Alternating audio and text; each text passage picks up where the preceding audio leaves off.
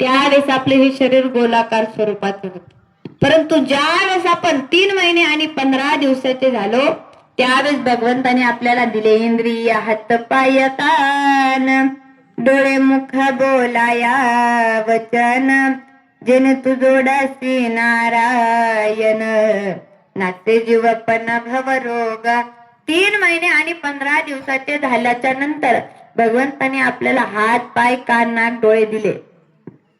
परंतु देत असताना भगवंताने या हाताला विचारलं की जन्माला आल्याच्या नंतर काय करणार. तर या हाताने सांगितलं की मी जन्माला आल्याच्या नंतर दान करेन. म्हणून दाते हो दान करा जाते हो पंढरपुरा. हाताने सांगितलं की भगवंता मी दान करेन.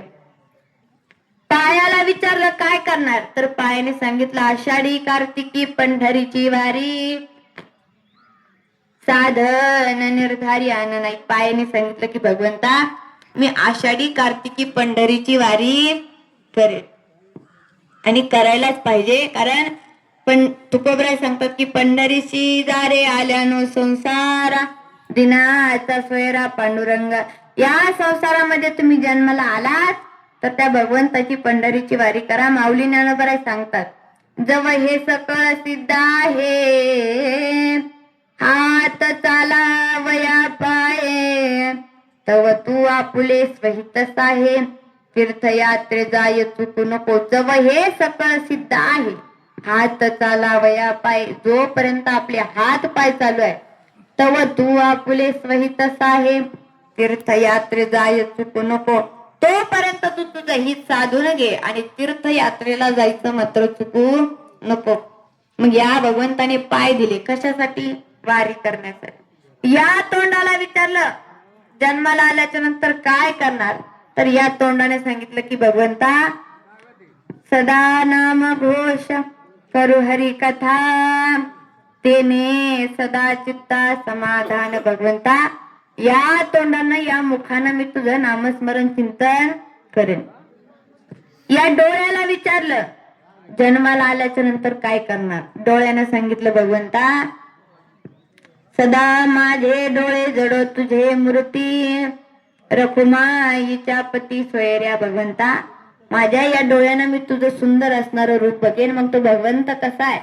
राजसुकुमार मदनाचा पुतळा रवी शशिकळा लोपलिया रूप पाघत लोचनी लोचनी रूप पाघत लोचनी सुख झाले ओ साजनी साजनी सुख झाले ओ साजनी साजनी तो हा विठ्ठल बरवा बरवा तो हा विठ्ठल बरवा तो हा माधव बरवा बरवा तो हा माधव बरवा बरवा तो हा विठ्ठल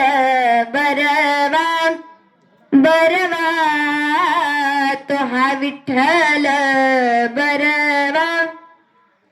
रूप पाहता लोचनी सुख झाले हो साजनी. त्या भगवंताचं रूप बघितल्याच्या नंतर मनाला सुद्धा आनंद मिळतो. मग या डोळ्याने सांगितलं की भगवंता जन्माला आल्याच्या नंतर मी सुंदर असं तुझं रूप बघेन. या कानाला विचारलं जन्माला आल्याच्या नंतर काय करणार. तर या कानानं सांगितलं की भगवंता मी या कानानं तुझं नामस्मरण चिंतन ऐकेन. तुझं कीर्तन भजन मी या कानानं ऐकेन.